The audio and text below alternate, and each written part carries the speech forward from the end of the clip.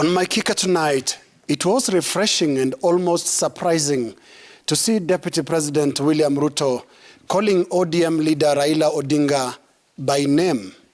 I say surprising because it is very rare in this country, especially in an election year, to see politicians calling each other by name. Here is that moment. Opportunity to apologize to the Honorable Raila Odinga for what happened to him yesterday. It was really unfortunate, and I hope those who engaged in this exercise regret what they did. You see, for the past many months, DP Ruto has dutifully introduced Odinga as yule jamaa wa vitendawili, hii mutu ya vitendawili, and other variations of the same. Mpango yetu ya Big Four haikufaulu kwa sababu yule jamaa wa kitendawili alikuja na mambo ya kijirani. Previously on this kicker, we have specifically addressed Deputy President William Ruto and former Prime Minister Raila Odinga as the two presumed center contenders for the office of president in the August elections. We persuaded, as we do tonight, on the need for the two to set the right tone for the country to have a peaceful and mature general election in August. For a start, we persuade that, as a matter of course, they should address each other by name and with respect. By dehumanizing each other like they have done in many occasions, and by calling each other names in public, they have sent the wrong message to their respective supporters. And I'm not surprised that violence became part of the equation. Language of the leaders forms a big part of shaping a nation's character and political culture. When leaders swear at each other, supporters will swear at each other. And when an opportunity arises, they will go physical against each other. We call ourselves a multi-party democracy and have since 1992 held elections dutifully in intervals of 5 years.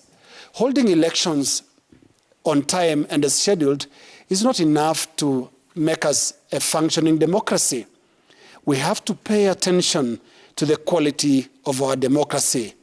And a casual assessment of the language of our politicians confirms that our state of democracy is really wanting. And against the backdrop of that broken helicopter air shield, some call it windscreen, Raila Odinga and William Ruto must now agree to approach things differently.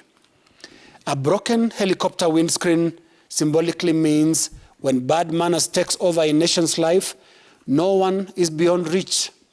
Politicians Ruto and Raila, who both fly around in their campaigns, now know that bad manners on the ground can reach the skies.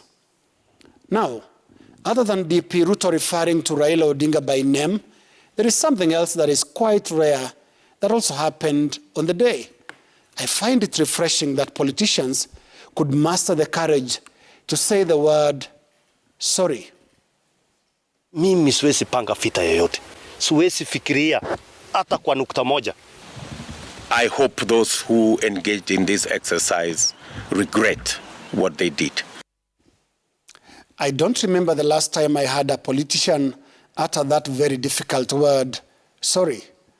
An apology is not necessarily an admission of guilt.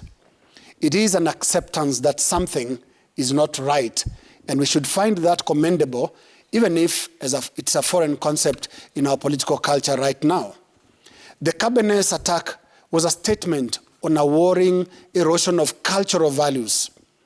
Culturally, DP Ruto, MP Oscar Sudi, and even Governor Jackson Mandago know very well that there could not have been a more out-of-place incident and a more culturally inappropriate activity than that witnessed in Cabernet, Soi, Uasin Gishu County. And that is my kicker.